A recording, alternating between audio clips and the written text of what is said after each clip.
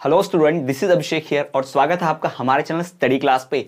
तो जैसा कि आप सबने थंबनेल में देख लिया होगा कि इस वीडियो में हम बात करने वाले हैं पीवाईक्यू। जी हां, 2023 में जो प्रश्न पत्र आया था, क्वेश्चन पेपर आया था, उसका संपूर्ण हल, प्रोफेशनल इंग्लिश विषय डीएलएड द्वितीय वर्ष का संपूर्ण हल, पूरा सोल्यूशन जो है इस पेपर का हम लेकर आए हैं। यानी पूरा क्वेश्चन पेपर भी देखेंगे, क्वेश्चन पेपर में कौन सा क्वेश्चन आया था और उस क्वेश्चन का उत्तर कैसे लिखना है, ये पूरा मैं डिस्कस करूंगा इसी वीडियो में। तो वीडियो मिस मत करना, एंड तक देखना। आपके सब्जेक्ट की 50% तैयारी मात्र एक वीडियो देखकर हो जाएगी अभी से, तो वीडियो एंड तक जरूर देखें। तो चलिए शुरू करते हैं, लेकिन शुरू करने से पहले छोटी सी रिक्वेस्ट है कि चैनल पर नया है तो सब्सक्राइब जरूर करें और बेल नोटिफिकेशन को ऑल पर रखें। और मैं आपको बताना चाहूंगा हमारे डीएलएड के इस कोर्स के बारे में। जी हां, हमने कोर्स लॉन्च किया हुआ है। अगर आप द्वितीय वर्ष के छात्र हैं या प्रथम वर्ष के भी हो तो आपके लिए संपूर्ण कोर्स इस 2023-24 के सत्र के लिए, यानी 2024 में होने वाली परीक्षा के लिए हमने पूरा कोर्स लॉन्च किया है, जिसमें आपको notes, live classes, video lectures, साथ ही साथ पीवाईक्यूज, ये सब कुछ ऐप पर मिलेगा। जी हां, डीएलएड का, बीएसटीसी का आपको जो संपूर्ण कोर्स है वो आपको मिलेगा।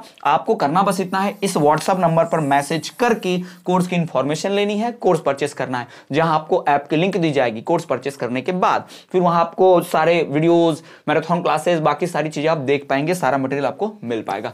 तो चलिए, ये तो इंफॉर्मेशन कोर्स के बारे में।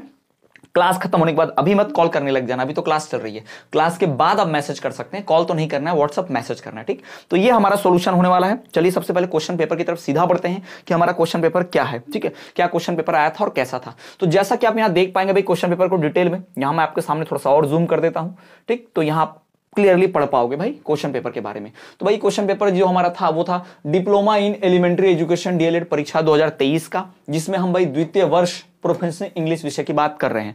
और जैसा कि आप सभी जानते हो, नहीं जानते तो बता दूं कि ये 3 घंटे का पेपर होता है। ये जो पेपर होता है प्रोफेशनल इंग्लिश का 3 घंटे का पेपर होता है और 25 अंकों का पेपर होता है। और मैक्सिमम लोग इंग्लिश में फेल होते हैं, सब जानते होंगे, बहुत कठिन विषय में से एक है। गणित शिक्षण हो गया, फिर योग शिक्षा हो गया, प्रोफेशनल इंग्लिश हो गया, अक्सर कंप्यूटर वाला हो गया, इसमें लोगों को बैक आता है। तो आपको इन्हीं के सब्जेक्ट को बहुत ध्यान से पढ़ना है, ठीक। तो ये हो गया हमारा क्वेश्चन पेपर 2023 का है। इसकी पीडीएफ अगर आप सब चाहते हैं तो आपको ऐप में मिल जाएगी, कोर्स परचेस करें, या फिर हमारे इस वीडियो को डिस्क्रिप्शन में टेलीग्राम की लिंक है, इंस्टाग्राम की लिंक है, वहां भी जाकर देखेंगे तो मिल जाएगा आपको, ठीक। तो चलो यहाँ पर आप कुछ इंस्ट्रक्शंस पढ़ सकते हैं, पहले भी आपको आते होंगे बट अभी मैं कुछ पढ़ के बता दे रहा हूं। जैसे कि अटेम्प्ट ऑल क्वेश्चन, यानी सारे क्वेश्चन करना कंपलसरी है।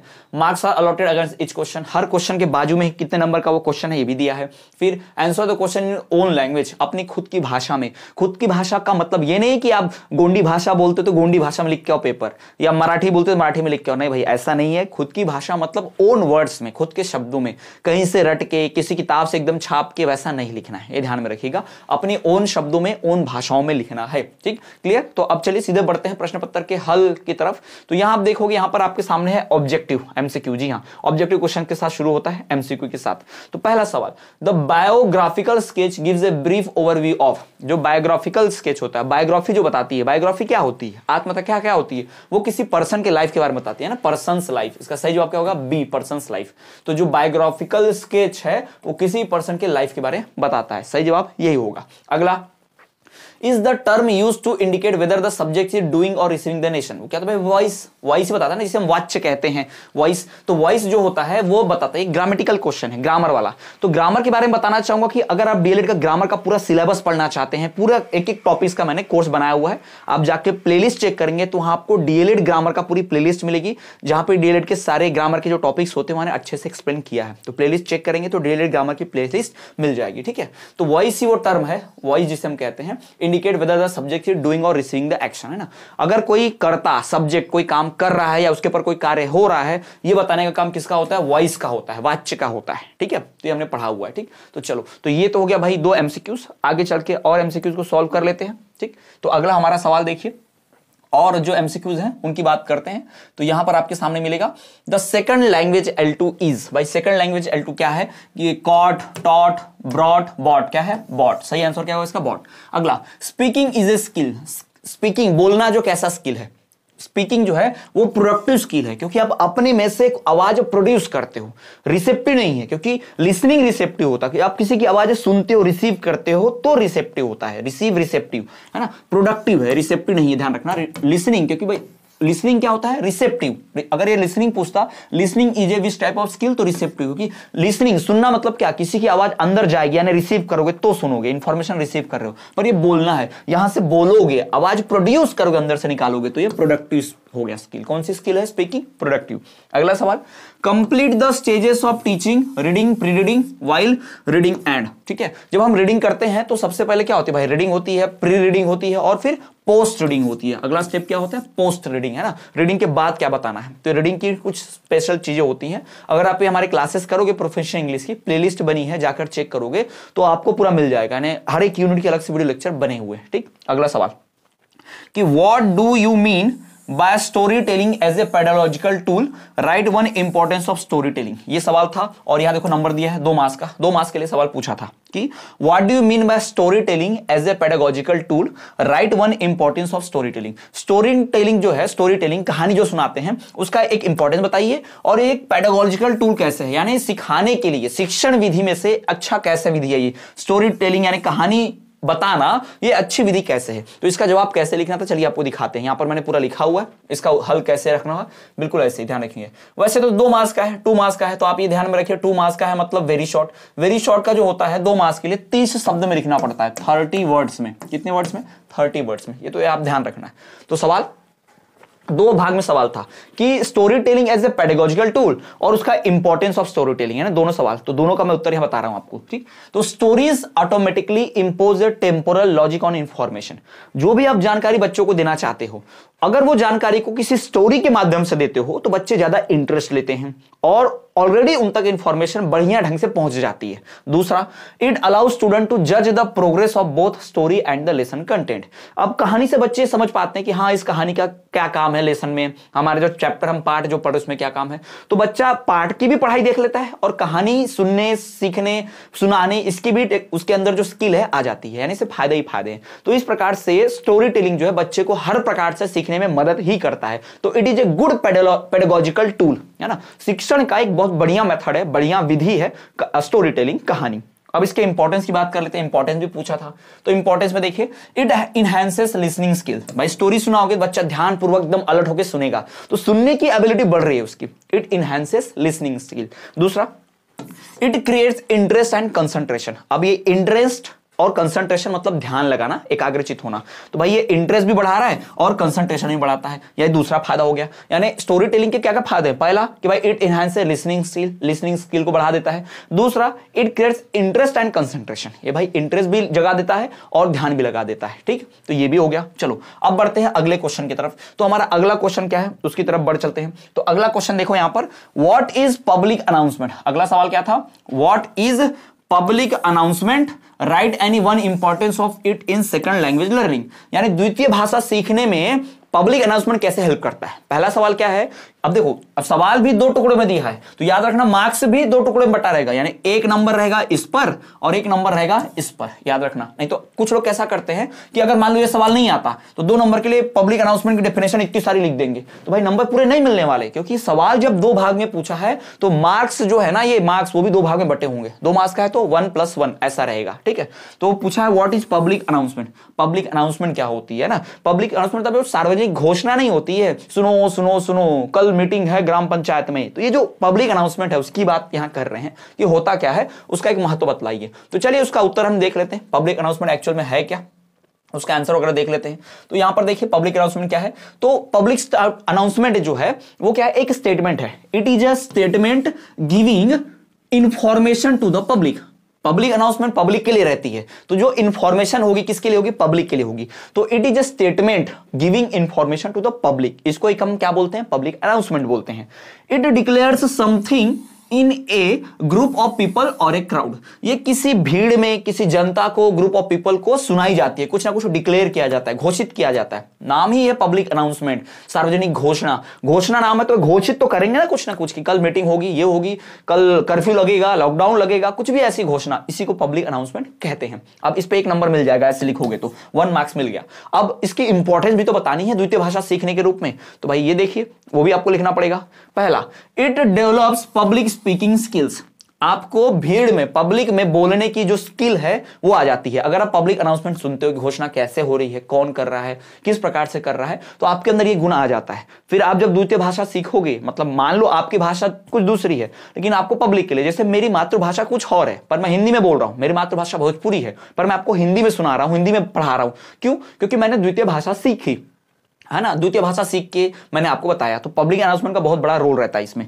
दूसरा, it helps to be familiar with second language. द्वितीय भाषा के साथ हम और फैमिलियर हो जाएं और आसानी से समझ पाएं, द्वितीय भाषा को और पारिवारिक रूप से समझ पाए, जान पाए, आसानी लगे हमको, ईज लगे पढ़ाने में, इसलिए हम क्या करते हैं, पब्लिक अनाउंसमेंट सीखते हैं। तो पब्लिक अनाउंसमेंट के दो फायदे, पहला कि हम पब्लिक स्पीकिंग स्किल सीख जाते हैं, दूसरा कि भाई ये हमारे द्वितीय भाषा सीखने के रूप में और ज्यादा फैमिलियर हो जाता है। क्लियर? चलो, तो ये हो गया importance of public announcement in learning second language. ठीक, अब बढ़ते हैं अगले सवाल की तरफ। तो अगला सवाल यहीं पर देख लेते हैं, फिर नेक्स्ट सॉल्व करेंगे। अगला सवाल देखो क्या है, अगला सवाल बहुत महत्वपूर्ण, देखो यहां पर ग्रामेटिकल सवाल है यहां पर। इसके बाद लगातार ना 3 ग्रामेटिकल सवाल है, जैसे कि right any 2 types of simple sentence with 1 example. Simple sentence, मिश्रित वाक्य क्या होते हैं ना, उसके बारे में। फिर what are homophones, give 2 examples. फिर सवाल पूछा था what do you mean by complex sentence, write 1 example. अब देख रहे हो ना, सिंपल सेंटेंस और कॉम्प्लेक्स सेंटेंस, 2 सवाल है ना, तो ये पूरा ग्रामर का सवाल है। ठीक है, पूरा ग्रामेटिकल यहां से, तो इसके बारे में बात हम करेंगे डिटेल में, इसके बारे में वीडियो लेक्चर भी आ जाएगा तो आप पढ़ पाएंगे। ठीक है, तो ये हो गया भाई व्हाट आर, हमारा सवाल क्या अभी चौथा number, right any 2 types of simple sentence. Simple sentence यानी सरल वाक्यों के 2 प्रकार बतलाइए और एक एग्जांपल भी दीजिए सरल वाक्य का। ठीक है, एक एक। तो चलिए अब बात करते हैं सरल वाक्य होता क्या है। तो देखिए भाई, सरल वाक्य क्या है, सिंपल सेंटेंस क्या है।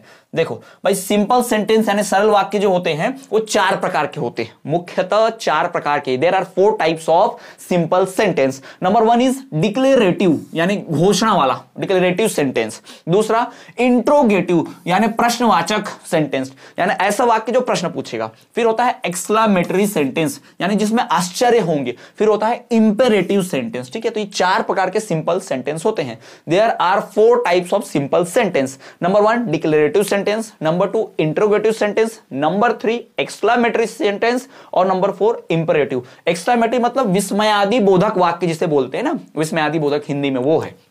तो अब देखो यहां पर जैसे लिखा है sentence are you okay, question mark है, तो ये कौन सा हो गया, इंट्रोगेटिव का एग्जांपल हो गया ये, है ना। दूसरा कैन वी गो, क्या हम जा सकते हैं, तो ये हो गया इंट्रोगेटिव यानी प्रश्नवाचक। यहां पूछा है सिंपल सेंटेंस के बताइए, मतलब सिंपल सेंटेंस के 2 टाइप बताइए। तो 2 टाइप क्या, मैंने यहां 4 टाइप बता दिए, है ना। There are 4 types of simple sentence, declarative simple sentence, interrogative simple sentence, exclamatory simple sentence और इंपेरेटिव सिंपल सेंटेंस। और एग्जांपल भी बताना है, तो मैंने यहां इंट्रोगेटिव के 2 एग्जांपल बताए हैं, है ना। एक एक एग्जांपल पूछा था, मैं यहां 2-2 एग्जांपल दे रहा हूं। इंट्रोगेटिव के यहां पर 2 एग्जांपल है, are you okay, can we go, what is your name, है ना। तो ये कुछ भी जो प्रश्नवाचक चिन्ह, प्रश्नवाचक जो सेंटेंस होते हैं, वाक्य होते हैं, वही हमारे इंट्रोगेटिव सिंपल सेंटेंस है। 2 एग्जांपल दे दिए। फिर उसके बाद ये देखो एक्सक्लामेटरी का मैंने एग्जांपल दिया है, एक्सक्लामेटरी का, है ना, विस्मयादि बोधक का। ठीक है, एक्सक्लामेटरी, एक्सक्लामेटरी का ये सिंबल होता है, इसको विस्मयादि बोधक चिन्ह या फिर एक्सक्लामेटरी सिंबल बोलते हैं, ये ध्यान में रखना। व्हाट ए कैच, क्या कैच पकड़ा है।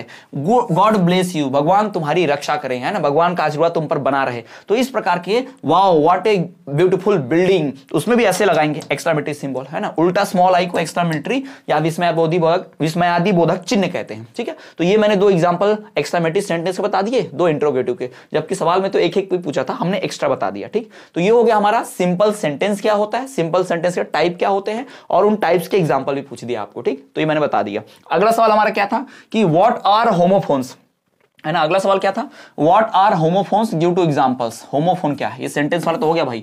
व्हाट आर होमोफोन्स, सवाल क्या पूछा है कि होमोफोन्स क्या होते हैं, what are homophones, give 2 examples. ठीक है, तो ये भी मैंने डीएलएड के ग्रामर की सीरीज में पढ़ाया है, जाके प्लेलिस्ट चेक करना। तो यहां भी बताऊंगा, ऐसा नहीं कि नहीं बताऊंगा सॉल्यूशन, अगर परीक्षा में आता है तो होमोफोन्स कैसे लिखते हैं। देखो सवाल आया ऐसे, तो कैसे लिखना है। होमोफोन्स एक्चुअल में होता क्या, देखो ऐसे शब्द जिनको उच्चारण करने वक्त, प्रोनाउंसिएशन करते वक्त सेम करते हैं, लेकिन उनका स्पेलिंग भी अलग होता है लिखने जाओगे तो, और उनका अर्थ भी अलग निकलता है। ठीक है, तो pronunciation of the words are same but the meaning and spelling is different. ठीक, तो होमोफोन्स किसको बोलते हैं, the words whose pronunciation is same but spelling and meaning is different.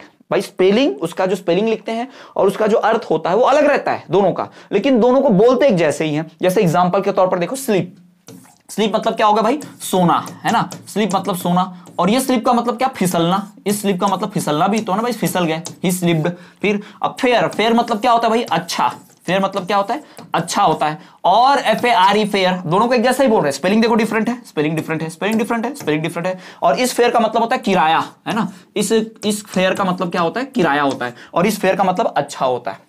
ठीक, बोलते हैं ना फेयर एंड लवली, याद तो सुना है ना, तो अच्छा, दोनों का स्पेलिंग डिफरेंट है, दोनों का अर्थ भी डिफरेंट है, लेकिन जब बोलने जाओ तो भाई प्रोनाउंसिएशन सेम होता है, स्लिप स्लिप, फेयर फेयर, है ना। तो इन्हें कहेंगे हम होमोफोन्स, होमोफोन्स। ठीक, homophones are made of two words, homophones दो शब्द से मिलकर बना है, एक होमो और दूसरा फोन्स। होमो का मतलब होता है सेम, और फोन्स का मतलब होता है साउंड, सेम साउंड, सेम आवाज करने वाले, सेम बोलने वाले, सेम प्रोनाउंस करने वाले, स्लिप स्लिप, फेयर फेयर। पर दोनों की स्पेलिंग डिफरेंट है, दोनों के अर्थ भी डिफरेंट है, लेकिन दोनों को बोलते हैं तो सेम साउंड करता है, इसलिए इसको क्या बोलते हैं, होमोफोन्स कहते हैं। क्लियर, होमोफोन्स समझ में आ गया होगा। ओके, चलो, तो ऐसे ही लिखना तो परीक्षा में पूरा नंबर मिलेगा।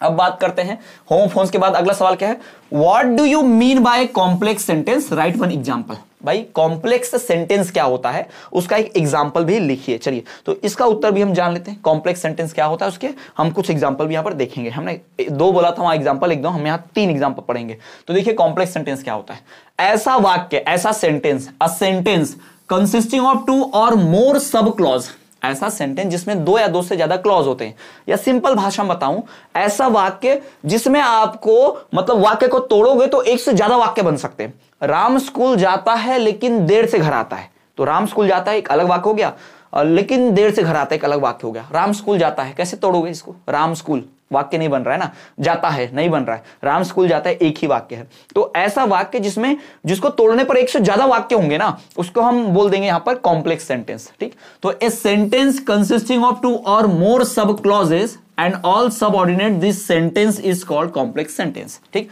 इसमें पहला वाक्य जो वाक्य रहता है ना, उसमें दूसरा भाग जो वाक्य का पहले पे डिपेंड करता है। जैसे राम स्कूल जाता है लेकिन देर से आता है, लेकिन देर से आता है बोलूंगा तो समझ में नहीं आएगा कौन देर से आता है, तो पहला राम स्कूल जाता है लेकिन देर से आता है, तो पूरा अर्थ समझ में आ रहा, यानी दूसरा भाग वाक्य का पहले पे डिपेंड है, लेकिन देर से आता है किस पे डिपेंड है, राम के स्कूल जाने पे, जाएगा ही नहीं तो आएगा कैसे, लेट, है ना।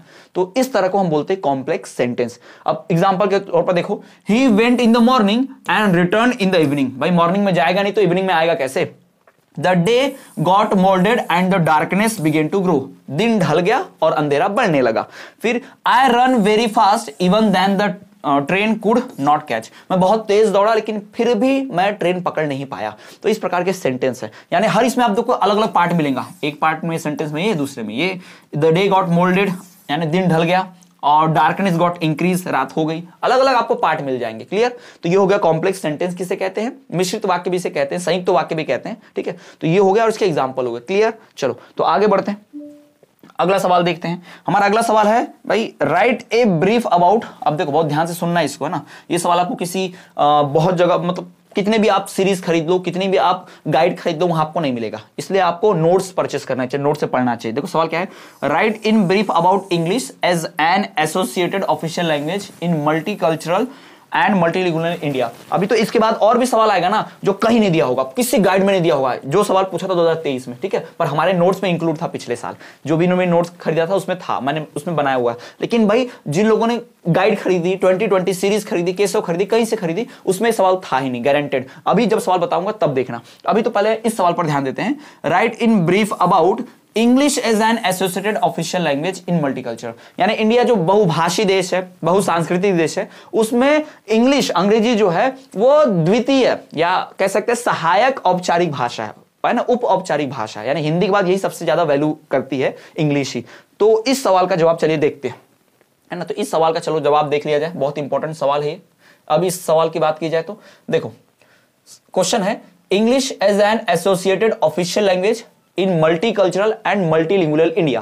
Number 1, English is a common language for interaction and studies in India. English जो है एक common language है, यानी कि एक आम भाषा है, समान भाषा है, for interaction and studies in India, एक दूसरे से बातचीत करने के लिए और पढ़ाई लिखाई के लिए भारत में अंग्रेजी जो है एक बहुत बढ़िया भाषा है, सामान्य भाषा है। ठीक, there is a common and powerful source of trade, economics, business etcetera, है ना। तो इंग्लिश जो है एक बहुत ही, it is a common and powerful, बहुत ही सामान्य और बहुत ही ताकतवर मीडियम है, भाषा है, कौन, अंग्रेजी। ठीक है, क्या करने के लिए, ट्रेड, इकोनॉमिक्स, बिजनेस, कंप्यूटर, जहां भी देखो अंग्रेजी ही काम आ रही है। फिर it is a sign of progress, और इंग्लिश को आजकल देखा जाता है कि ये उन्नति का प्रतीक है, प्रोग्रेस का। यानी कोई व्यक्ति इंग्लिश सीख गया, इंग्लिश बोलता है, इंग्लिश बोलने वाले माहौल में रहता है, तो उसको बहुत अच्छा सभ्य मानते हैं कि उसका बहुत डेवलपमेंट हो, भाई अंग्रेजी सीख गया वो तो बड़ा आदमी बन गया, ऐसा बोलते हैं ना, तो it is a sign of progress. तो ये हो गया, इंग्लिश जो है एसोसिएटेड ऑफिशियल लैंग्वेज है मल्टी कल्चरल और मल्टी लैंग्वेज भारत देश में, बहुसांस्कृतिक और बहुसंख्यक देश में, बहुभाषी देश में अंग्रेजी जो है ऑफिशियल लैंग्वेज है। अब अगला सवाल बहुत इंपॉर्टेंट, देखो अगला सवाल क्या है कि डिफरेंस बिटवीन, यानी अंतर बतलाइए, difference between formal and informal letter, यानी औपचारिक और अनौपचारिक पत्र, जिसे हिंदी में हम पढ़ चुके हैं। तो फॉर्मल एंड इनफॉर्मल लेटर के बीच डिफरेंस पूछा है ना, अंतर पूछा है। तो चलो ये सवाल भी देखते हैं, इसको भी हम सॉल्व करते हैं। तो फॉर्मल और इनफॉर्मल के बीच में डिफरेंस देखो। पहली बात, फॉर्मल मतलब औपचारिक। फॉर्मल पत्र हमेशा किसी ऑफिसर, अपने से बड़े ओहदे के व्यक्ति को लिखते हैं।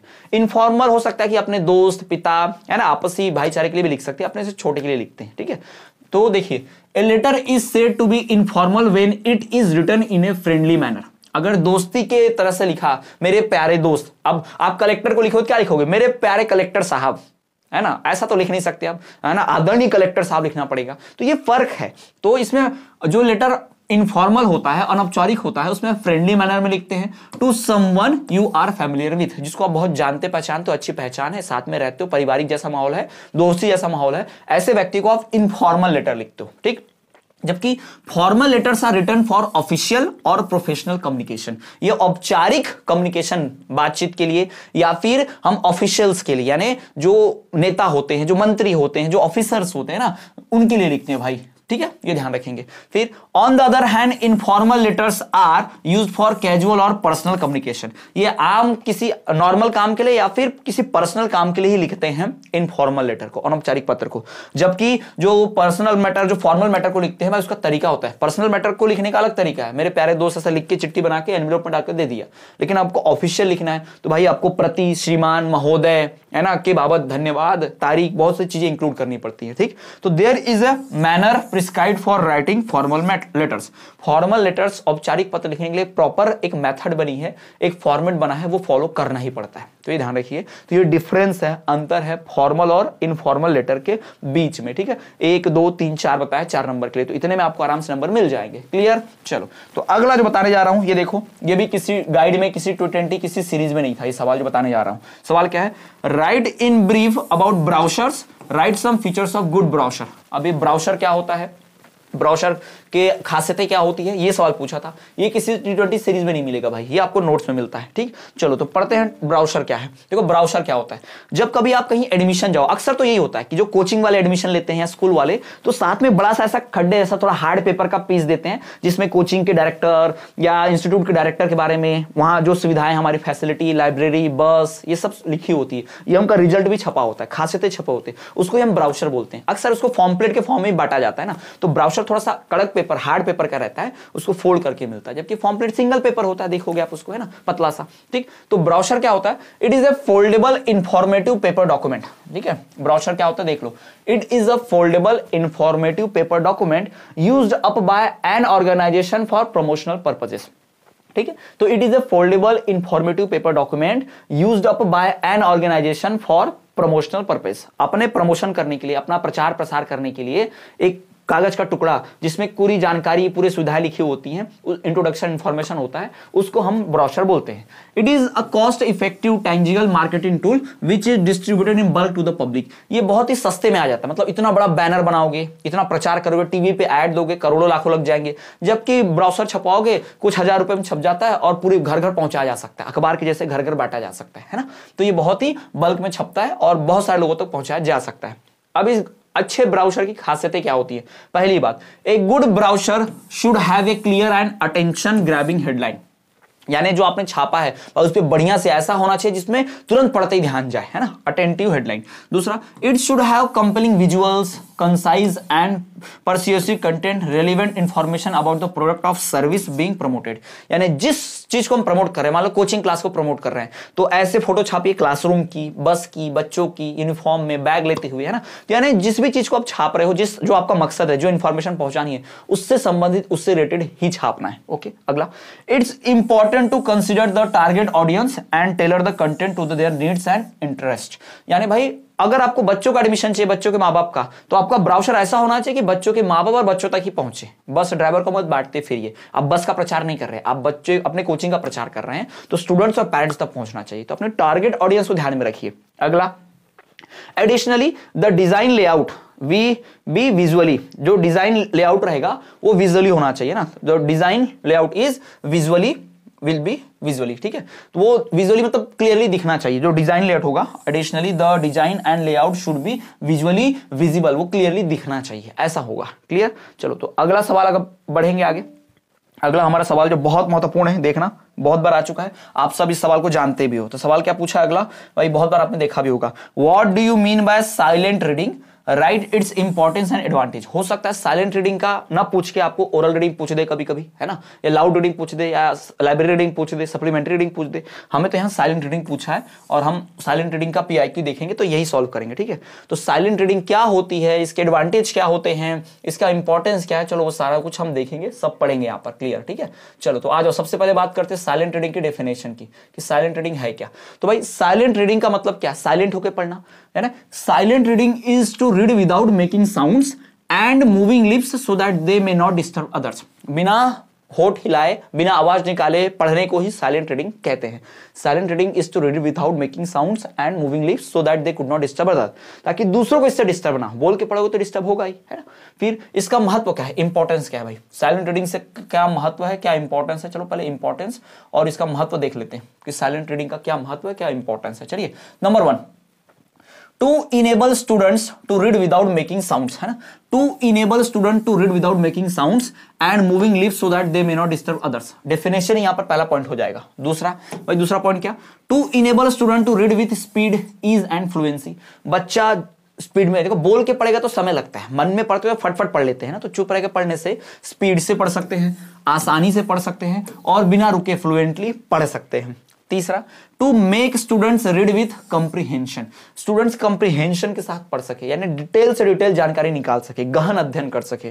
To get students vocabulary expanded, बच्चों के शब्दकोश बढ़े। भाई शांति से पढ़ोगे तो आप एक एक शब्द को मन में बिठाते जाओगे, है ना, तो आपका शब्द का नॉलेज बढ़ेगा। तो यही सब महत्व है, इंपॉर्टेंस है साइलेंट रीडिंग का। फिर इसका एडवांटेज भी पूछा था, तो भाई हम एडवांटेज भी पढ़ लेते हैं कि साइलेंट रीडिंग से क्या क्या फायदे होते हैं, है ना। तो नंबर 1 एडवांटेज भाई, silent reading being quick save times. Silent reading करने से भाई आपका समय बचता है ना। Silent reading being quick saves time, क्योंकि भाई शांति से पढ़ोगे तो जल्दी पढ़ लेते हो। दूसरा, it develop speed and teaches comprehension of what is read, ठीक, इससे हमारी स्पीड बढ़ती है साइलेंट रीडिंग करने से, और डिटेल में आपको इंफॉर्मेशन निकालना भी आ जाता है। तीसरा, it foster the ability to read for interest and to get information, इससे इंफॉर्मेशन निकालना और ऐसा गुण आ जाता है कि बहुत डिटेल से डिटेल, माइन्यूट से माइन्यूट, छोटी से छोटी जानकारी निकाल के भी पढ़ सकते हो। It enables attention and energy to be concentrated on meaning, यानी आप बोल के पढ़ोगे तो आपको बहुत सारा एनर्जी बोलने में खर्च होता है, लेकिन आप मेन कंटेंट पे ध्यान नहीं पाते। लेकिन आप शांति से चुप रह के पढ़ो, पैराग्राफ पढ़ो, ध्यान से पढ़ो, तो आपकी एनर्जी बचती है और पूरा ध्यान वहां, पूरा एनर्जी वहां लगा सकते हो जो काम दिया है, यानी प्रश्न का उत्तर ढूंढना, प्रश्न का लिखना, समझना टॉपिक को, है ना। तो ये हो गया एडवांटेज, फायदे साइलेंट रीडिंग के। और फिर यहाँ पे एक और लास्ट क्वेश्चन हमारा रहेगा, बहुत महत्वपूर्ण है, उसको देख लीजिए। जो मैंने कहा था गारंटेड कि आपको कहीं नहीं मिलेगा, ठीक है। ये इस प्रश्न का उत्तर किसी गाइड, किसी बुक, किसी भी सोर्स में नहीं मौजूद है। ये जो प्रश्न मैं आपको बताने जा रहा हूं, ठीक है, सब लोग ध्यान से देख लो भाई। इसलिए गाइड कभी मत खरीदो, कोई सीरीज मत खरीदो, क्योंकि ऐसे प्रश्न कभी मिलते ही नहीं है। सवाल है, what is the difference between reading for global comprehension and reading for local comprehension. पूरी जिंदगी में भाई जिसने भी डीएड बीएड पढ़ाई कर रहे होंगे, रीडिंग का टॉपिक पढ़ा होगा, आपको ग्लोबल कंप्रीहेंशन और लोकल कंप्रीहेंशन जैसे शब्द नहीं मिले। कंप्रीहेंशन मिला होगा, पर ग्लोबल कंप्रीहेंशन क्या होते हैं, लोकल कंप्रीहेंशन क्या होते हैं, ऐसे शब्द मिले ही नहीं है, किसी सीरीज में, किसी गाइड में नहीं दिए होते। लेकिन मैं बताऊं, ये सवाल का जवाब आप जानते हो पहले से, ठीक है। ग्लोबल और लोकल कंप्रीहेंशन का अर्थ क्या होता है भाई, इंटेंसिव और एक्सटेंसिव रीडिंग को ही ग्लोबल कंप्रीहेंशन और लोकल कंप्रीहेंशन बोलते हैं। पता था आपको? नहीं पता था, ठीक है। तो भाई ये सारी चीज ना किसी गाइड में, किसी सीरीज में नहीं दी रहती, नोट्स में इंक्लूड होता है। इसलिए मैं बार बार फोकस करता हूं कि नोट्स परचेस करें, ठीक है। चलो तो आगे बढ़े और बात कर लेते हैं, इसके अर्थ को समझ लेते हैं कि भाई क्या होता है। देखो, ग्लोबल कंप्रीहेंशन जो होता है उसी का मतलब क्या है, एक्सटेंसिव रीडिंग। एक्सटेंसिव रीडिंग को ही क्या बोलते हैं, global comprehension. Extensive reading intensive reading के बीच में डिफरेंस बहुत पड़ा होगा, पर ग्लोबल और लोकल के नाम से कभी आया ही नहीं, पर भाई ये ध्यान में रखना है, ठीक है। लोकल कंप्रीहेंशन का मतलब होता है इंटेंसिव रीडिंग और ग्लोबल कंप्रीहेंशन का मतलब होता है एक्सटेंसिव रीडिंग, ठीक। तो उसके बीच का अंतर लिखते हैं, चलो देखो। तो ग्लोबल कंप्रीहेंशन यानी extensive, it is also known as extensive reading. Global comprehension का दूसरा नाम क्या है, एक्सटेंसिव रीडिंग। लोकल कंप्रीहेंशन का दूसरा नाम क्या है, इंटेंसिव रीडिंग। भाई एक्सटेंसिव रीडिंग का एक और नाम है सप्लीमेंट्री रीडिंग। एक्सटेंसिव रीडिंग का एक और नाम है, या फिर ग्लोबल कंप्रीहेंशन का एक और नाम क्या है, सप्लीमेंट्री रीडिंग। फिर it is detail study of lesson. Intensive reading में बहुत डिटेल स्टडी करते हैं, जबकि एक्सटेंसिव में या ग्लोबल में ऊपर ऊपर से स्टडी करते हैं, ज्यादा डिटेल में नहीं पढ़ते। It is model reading by teacher, और इस तरह का पढ़ना टीचर सिखाता है और अक्सर टीचर ही पढ़ते हैं ऐसा। It is model reading by teacher, और ये जो होता है it is not model reading. इसको कोई भी व्यक्ति कर सकता है, कभी भी कर सकता है, अपने हिसाब से कर सकता है, ठीक। It consist non detail study. भाई ऊपर ऊपर से पढ़ोगे तो ज्यादा डिटेल तो मिलेंगे नहीं, तो एक्सटेंसिव रीडिंग या फिर ग्लोबल कंप्रीहेंशन में नॉन डिटेल स्टडी रहती है, जबकि इंटेंसिव में एक एक लाइन एक एक फैक्ट पढ़ते हैं, इंफॉर्मेशन ढेर सारी चाहिए होती है। तो it is done to get deeper knowledge, गहन एकदम ज्ञान मिलना चाहिए, एकदम डिटेल नॉलेज मिलना चाहिए, इसलिए इसको हम पढ़ते हैं, यानी इंटेंसिव रीडिंग करते हैं या फिर लोकल कंप्रीहेंशन करते हैं। No place to study grammar. अब ऊपर ऊपर से पढ़ोगे तो भाई ग्रामर, व्याकरण, इसका ध्यान कहां रहेगा, कैसे सीखोगे। लेकिन जब डिटेल में स्टडी करो तो ग्रामर पे भी ध्यान जाएगा, कॉमा, फुल स्टॉप, सब पे ध्यान जाएगा, है ना। तो study for grammar, language, information सब रहता है। तो इंटेंसिव के भाई ये 4, 5 और एक्सटेंसिव की ये 5, यानी मैंने आपको 5 डिफरेंस बताए। 4 नंबर के लिए 5 डिफरेंस तो काफी है, बहुत है ना। तो ये भाई आप ध्यान में रख लो। इस प्रकार से पूरा हमारा पेपर हो गया, पूरा का पूरा 2023 में जो पूछा गया था पीवाईक्यू, यानी जो पूरा का पूरा प्रश्न पत्र ही आया था भाई, वो पूरा प्रश्न पत्र आपके सामने मैंने रख दिया है, ठीक। पूरे प्रश्न पत्र का सॉल्यूशन बता दिया है। इसकी पूरी पीडीएफ आपको मिल जाएगी हमारे ऐप में, पूरा वीडियो भी आप में मिल जाएगा और डिटेल में दूसरे सब्जेक्ट के भी मिल जाएंगे।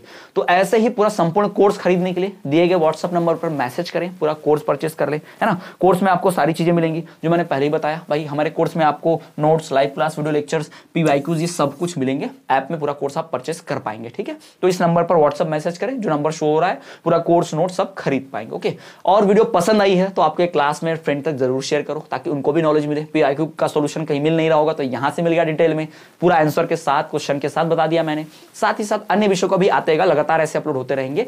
तो मेक श्योर कि एक भी वीडियो मिस ना हो, तो चैनल को सब्सक्राइब करके बेल नोटिफिकेशन ऑल पर जरूर रखना। आपके दोस्तों का जो व्हाट्सएप ग्रुप होगा, कॉलेज का होगा, एजेंट लोगों ने जो ग्रुप बनाया उन तक भी वीडियो जरूर शेयर करना है। लिंक पहुंचा दो वीडियो की, ताकि वो भी देख पाए। और दूसरे वीडियो लेक्चर्स के लिए, क्लासेस के लिए आप हमारा प्लेलिस्ट चेक करेंगे तो कई सारे सब्जेक्ट के वीडियो लेक्चर मिल जाएंगे, ओके। चलिए तो देखते हैं, मिलेंगे अगले क्लास में अगले वीडियो लेक्चर के साथ। लेकिन जाने से पहले कि भाई वीडियो के डिस्क्रिप्शन में जाओगे तो टेलीग्राम की लिंक है, इंस्टाग्राम की लिंक है, वहां से हमें फॉलो कर सकते हो, ठीक। चलिए मिलते हैं नेक्स्ट क्लास में, तब तक के लिए देखते रहिए हमारा चैनल स्टडी क्लास।